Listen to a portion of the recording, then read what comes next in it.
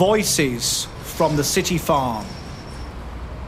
We've been attuned to decades of traffic noise, a barrier of noise, and then it all stopped. Lockdown. The skies became so clear, no planes, no traffic, just the occasional rumble of the goods train. The silence took us back to our childhoods, blessed time of growing up, memories of allotments, a pig and vegetable beds in the back garden. And in the silence the birds arrived, a mixed bag, a wild multi-specied flock. They perched on silver birch, sycamore, thorny cotoneaster, and flitted around the fruit and nut trees. Bird, cherry, plum, greengages, pear, apple, almond, and walnut in the sheep field. And all you could hear was bird song, and all you could see was flora and fauna here in the city. I remember the pigeons that flew overhead on the way somewhere, guided by magnetic north, but then they stopped off and stayed with us. And there was that robin that came back time and time again. It called every morning and I gave it some grain, and one day it made its way inside. It was the spirit of me mum come back to visit. What would she have said about this curious time? They were so many long-tailed tits. They were mob-handed as they swooped looking for ants from the raised beds. They were as close to me as you are now. Then there were 4 blackbird brothers. They clubbed together to support one female, but she was the leader, she was the boss. I remember the raven, clever, territorial, a bit of a loner. But back then he became part of the flock, no longer isolated, but included. As I watched him strut, a thought flitted across my mind. I hope he's not one from the Tower of London. Then came the crows. They settled down, nested, formed a defence when a sparrowhawk was spotted, and the abundance of small birds set up a warning cry.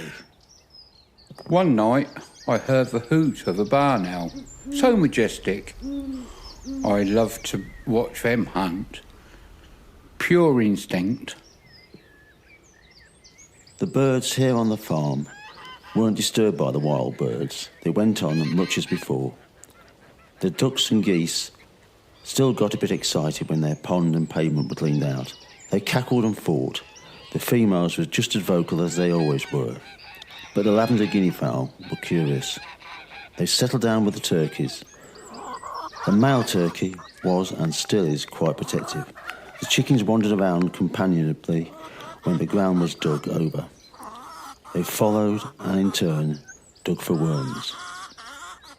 And so it went on, until one day a crow, a fledgling, born in that time, fell from its nest, lay on the ground stunned. I waited and watched. Its beak opened and closed, but no one came. So I scooped it up, cared for it and tended it, fed it, bought it water and food, until it grew big and strong enough to join the multi-specied flock. I watched it rise up into the blue sky and wondered, will it remember me? I mean, crows recognise humans, don't they? Of course, when things opened up again, it got busy, full of city noise, traffic, and we were busy too. But now and again, I saw a crow on the wall. It eyed me knowingly. It reminded me of the quiet time. But I had to get on. The year moved fast, and suddenly it was winter. Cold, ice, snow. And there's always lots to do in winter with the domestic animals, goats, sheep, guinea pigs, rabbits, and all the birds. But one day, Crow flew close to me. So close I could feel the feathers on his wing. It stopped me in my tracks. It was my fledgling crow, I just knew it. And I saw the frozen water, the bare tree branches, and I wondered about the flock. But now that crow had my attention. He picked up a stone, tapped at the ice, looked at me as if to say, "Ah, but it's frozen solid." And up above, on the bare branches of the tree, the robin landed and watched head to one side.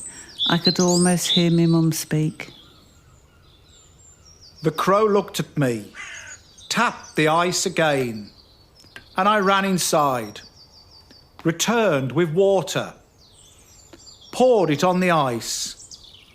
It was hot enough for it to steam and thaw, and just right for the birds to drink, and robin sang. And the flock returned, the multi-specied flock, down to the city farm, and we offered them all a place at the table with nuts and seeds and fruit and fat, and once again it became a little oasis of fruity, feathery calm. And even now, with the noise barrier back, the bird song cuts through. Listen, can you hear it?